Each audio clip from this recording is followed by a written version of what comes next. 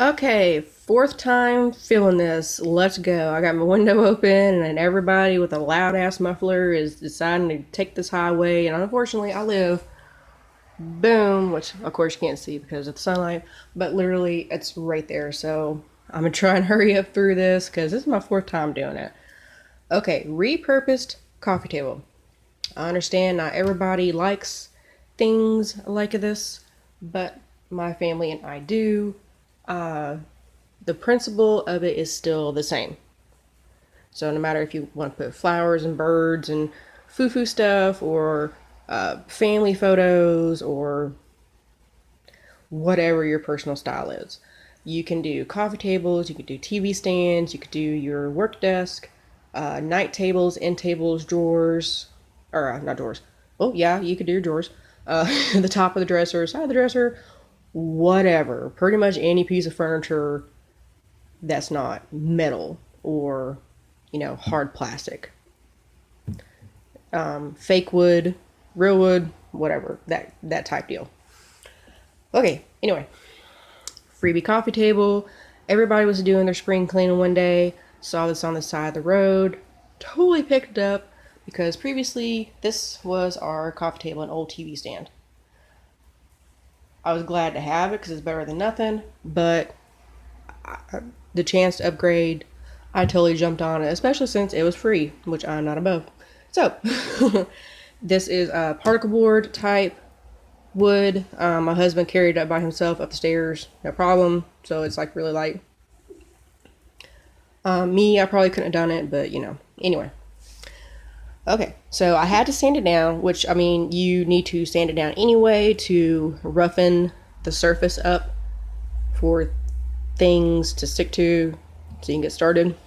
But for whatever reason, all on this side, I don't know if it was water damage or just really abnormal use, wear and tear type thing, but it had these little worn, warped bubbles, whatever,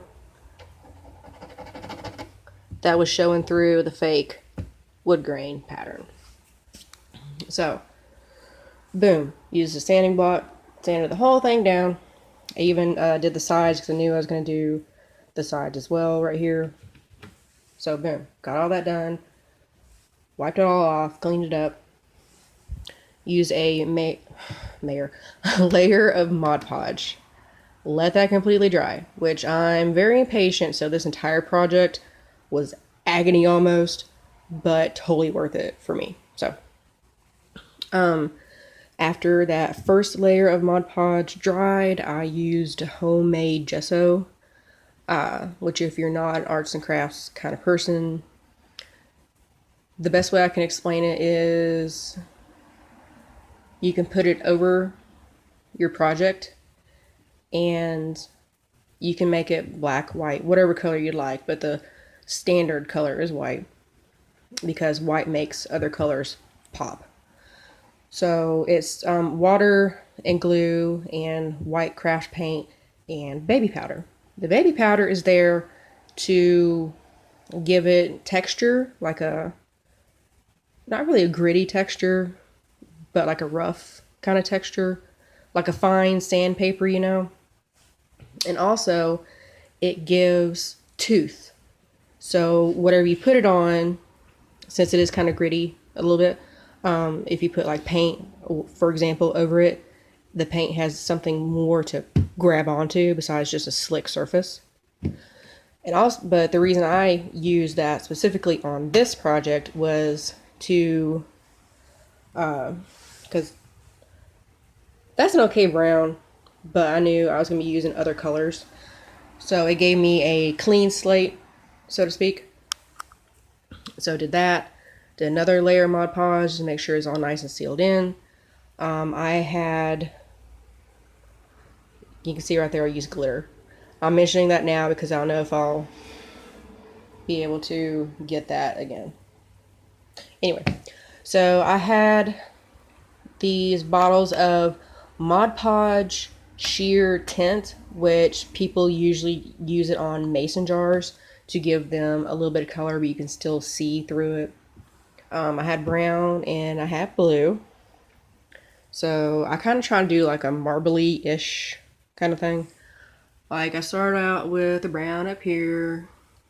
You can see, kind of see where I mixed in blue after the brown had dried and after the blue had dried. So, I try to mix it in so it wasn't all just pure brown over here and pure blue over here. Like you can see where I mixed in some of the brown and stuff over here. After I was satisfied with the proportion, I guess you could say, of the colors, and it was all dry, I used a little bit of gold metallic crafting paint, folk art if I'm not mistaken. Anyway, and I didn't load up my brush with the gold. Like it wasn't like a sopping wet covered in paint brush, but it was like a little semi-dry, and just kind of swished it just like I did with the brown and the blue.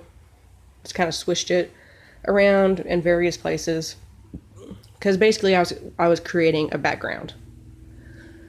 So here comes some more motorcycles. I'm sorry guys, but I don't want to break down and turn on the air yet, but it's just too hot to have everything completely shut, like the windows and stuff. So anyway, after all that was dry, I made some watered down white paint, just water and white paint. Mixed it on a plastic plate or something that's easily cleaned, or hell, you could even do it on something you're gonna throw it away, or you're gonna throw away or whatever. So anyway, that I kind of did load up because I wanted to, sling basically the product, the paint, off the brush. So I got like splatters and streaks and dots and things like that. Okay, that didn't take very long to dry, so I wasn't super worried about that.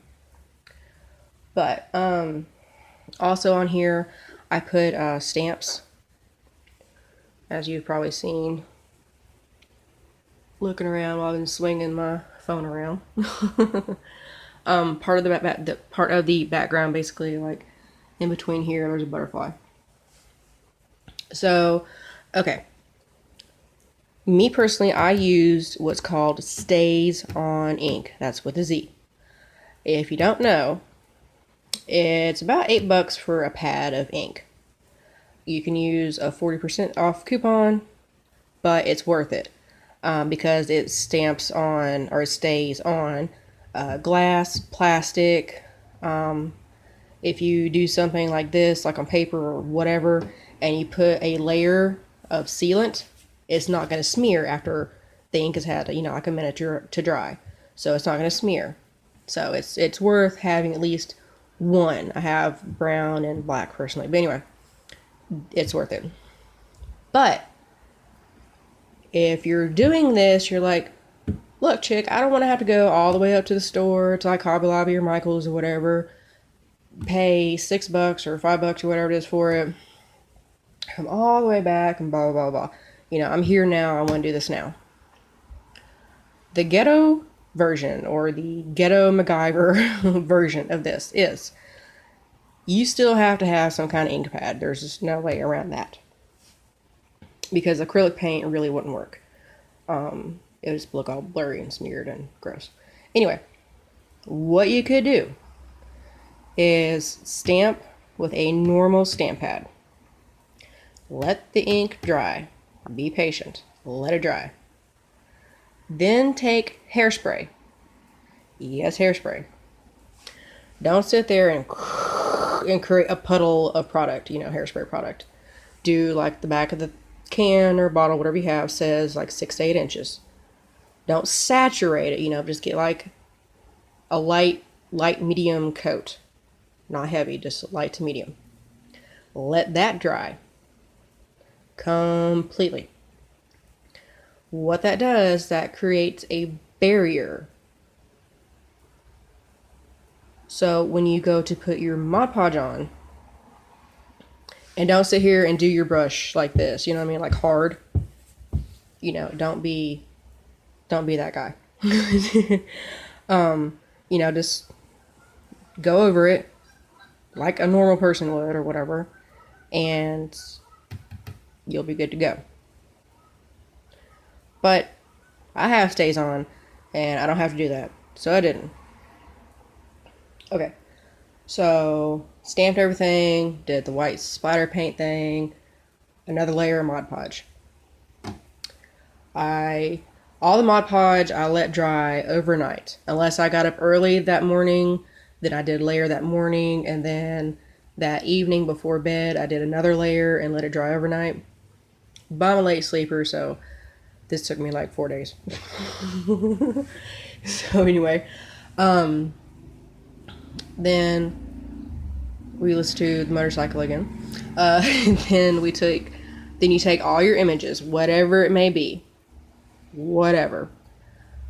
Lay it down, figure out where you want stuff.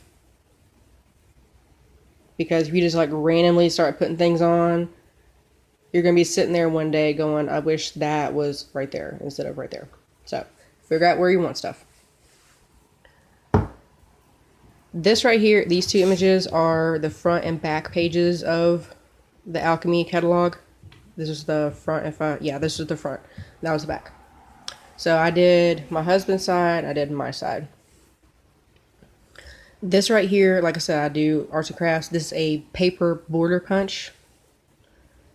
Just, to kind of make it look more polished than just two big old squares, plop down. Figure out where you want stuff. On the back portion, or the back side, glue it all down. Using, guess what? Mod Podge. Sorry.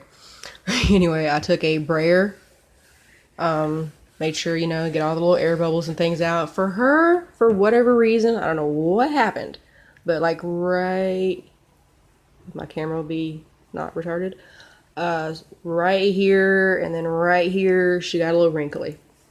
But I'm not bothered enough to where I was like, forget it and just scrap the whole project. So, put everything down, brayer it, get rid of all the little wrinkles and air bubbles, and make sure little corners don't come curling up and all that jazz. Then when that is dry, put another layer of Mod Podge on the top to protect the picture itself, or whatever the image. Because that's the main thing, is you want to make sure that you protect your image. Because if you don't, and somebody puts their shoe up on your table or whatever, and they push too hard, and next thing you know, you got a big old rip or tear, you're going to be mad. So just save yourself the trouble. That's why I put so many layers on, to protect my stuff, my work. So, now me personally, I was pointing out that glittery thing going on here because that's what I personally did. I didn't put any on these two, that one, or her. I accidentally did on my husband's side, but hey, whatever. So those two are glittery.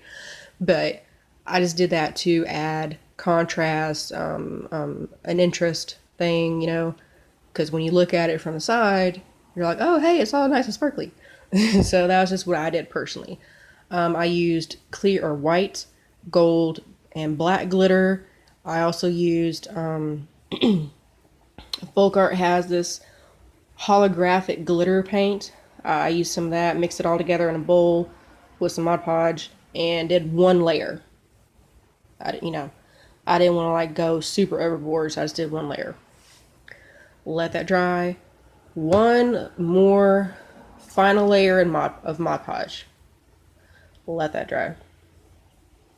Now, me personally, I used as a final sealant, because sometimes with Mod Podge, I noticed when I put my stepdaughter's Xbox controller on here, and then later I went to go pick it back up, there was that sticky tack thing going on, it was trying to hold on to the controller. So I was like, crap. So I took some Duraclear varnish. It was a polyurethane varnish, satin. If you do not have any sort of varnish sealant type deal. What you could temporarily do, this is not a permanent fix. This is just to help until you do get some. What you could do is after the Mod Podge is completely dry, I cannot stress this enough. It has to be completely dry, all of it. Because if you do not, what I'm about to tell you involves an iron. If you do not, when you put that iron onto your surface, that heat will pick up, make that wet, even if you think it's dry. Like, that's why I waited overnight and stuff between layers, so I would make sure that it was dry. That heat from the bottom of the iron, when you go to lift it up off of your wax paper, on the bottom of the wax paper, this stuff, the Mod Podge and paint and whatever, will come up with it. And it'll be sitting here, it'll be like latex. Like, if you've ever seen, anybody peel liquid latex, like this bubble will just come up with it. And you'll have this big old nasty hole here, and you can see through to where you first started, and you're gonna be pissed. All because you wasn't patient enough. So, after everything is completely dry, yes, I'm going to stress that one more time. Grab you some wax paper, which for a coffee table like this, it would obviously take quite a few sheets. The waxiest side, which, if you look at it and whatever, and if you're not sure, just kind of take your fingernail and scratch it, and if a little bit of wax is up under your nail, that's the waxy side. Put that down. Then take your iron, which I have a small craft iron that only heats up to, like, I think maybe a maximum of 250, I think.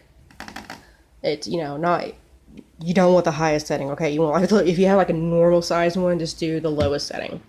All you really need is just that heat to transfer that wax from the paper onto the surface. And that will help get rid of that tack feeling, which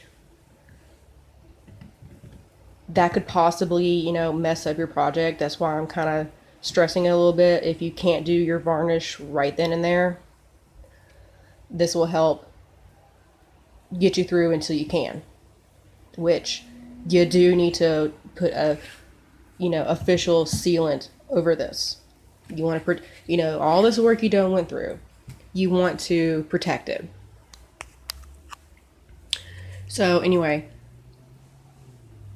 iron your table with wax paper. That wax will transfer onto here, and that will help it not be so tacky.